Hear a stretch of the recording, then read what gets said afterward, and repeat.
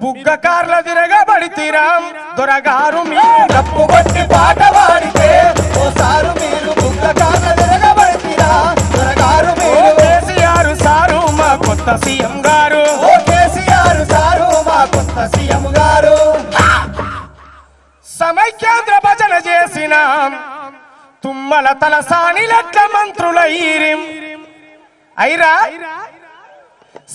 ఇంటురా నా పాట మరి సప్పుడు అయిపోతే ఇంటురాలని అర్థం కావట్లేదు. సమైక్యాంధ్ర భజన చేసిన తుమ్మల తలసాని లట్ల మంత్రులైరిం జగన్ జెండ మోసి తిరిగిన కొండ సూరేఖ గుండగిరి తెలియదా అన్న దండం ప్రభాకర్ దండం దండం. సోనియా గాంధీ గారి నాయకత్వం గట్టిగా ఢిల్లీ దాకా రావాలని అందరూ ఒక్కసారి ఇక్కడికి వచ్చిన వాళ్ళంతా సోనియా గాంధీ గారి నాయకత్వం. రాహుల్ గాంధీ గారు పటాన్ చెరువు దాటి సంగారెడ్డిలోకి వచ్చేసినటువంటి సందర్భంగా ఉన్నటువంటి సమయాన్ని ఉపయోగించుకొని వేదిక మీద ఉన్నటువంటి పెద్దల్లో భాగంగా దయచేసి అందరు రెండు నిమిషాల కంటే ఎక్కువ మాట్లాడకుండా కాంగ్రెస్ పార్టీకి సంబంధించిన అంశం మీదనే మాట్లాడేటువంటి కార్యక్రమం తీసుకోవాల్సిందే ఈ సందర్భంగా కోరుతూ ముందుగా యువజన కాంగ్రెస్ అధ్యక్షుడు అనిల్ గారిని వేదికపైకి మాట్లాడమని కోరుతాను. దాని తదుపరి ఎన్ఎస్సీ అధ్యక్షుడు, ఎస్సీసీఎల్ అధ్యక్షుడు, మైనార్టీ సెల్ అధ్యక్షుడు, దాని తదుపరి దయచేసి వచ్చిన వాళ్ళంతా కూర్చోవలసిందిగా కోరుతూ ఒకసారి సోనియా గాంధీ గారి నాయకత్వం, రాహుల్ గాంధీ గారి నాయకత్వం. అనిల్ గారు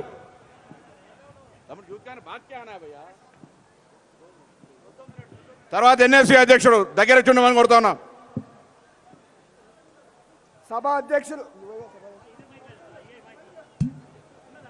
సభ అధ్యక్షులు మాజీ ఎన్ఎస్సీ అధ్యక్షుడు, మాజీ పార్లమెంట్ కరీంనగర్ పార్లమెంట్ సభ్యుడు పున్నం ప్రభాకర్ అన్న గారు, అదేవిధంగా వేదికపై అలంకరించిన కాంగ్రెస్ పార్టీ అతిరథ మహారథులందరికీ, మరి ఇక్కడికి వచ్చేసిన కాంగ్రెస్ పార్టీ కుటుంబ సభ్యులకు, అదేవిధంగా మీడియా మిత్రులందరికీ కూడా చేతులు జోడించి నమస్కారాలు తెలియజేస్తున్నాను.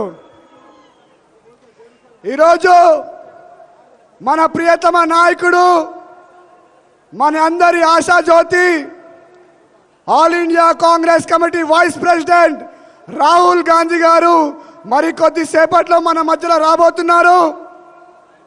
మరి ఈరోజు మన నాయకుడు మన మధ్యలోకి వచ్చాడంటే ఒక్కసారి మనమందరం కూడా ఏ తెలంగాణ గురించి అయితే మనం అందరం పోరాటం చేశామో, ఏ తెలంగాణ గురించి అయితే మన మిత్రులు వాళ్ళ ప్రాణ త్యాగాలు చేశారో, ఏ విద్యార్థులు అయితే తెలంగాణ గురించి చనిపోయారో, ఈరోజు అదే తెలంగాణ మన ప్రియతమ నాయకురాలు శ్రీమతి సోనియా గాంధీ గారు, రాహుల్ గాంధీ గారు ఇచ్చిన తెలంగాణని ఒకసారి సభాముఖంగా మీ అందరికీ కూడా గుర్తు చేస్తున్నాను.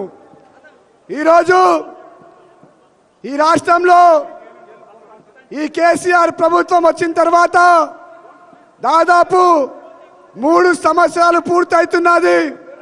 కానీ ఈరోజు రాష్ట్రంలో పరిస్థితులు చూసినట్లయితే ఒకవైపు రైతన్నలు బాధపడుతున్నారు, ఒకవైపు విద్యార్థులు బాధపడుతున్నారు, మరోవైపు ప్రతి ఒక్క యువతుడు బాధపడుతుడు అన్న విషయాన్ని ఒకసారి సభాముఖంగా ఒకసారి గుర్తు చేస్తున్నాను.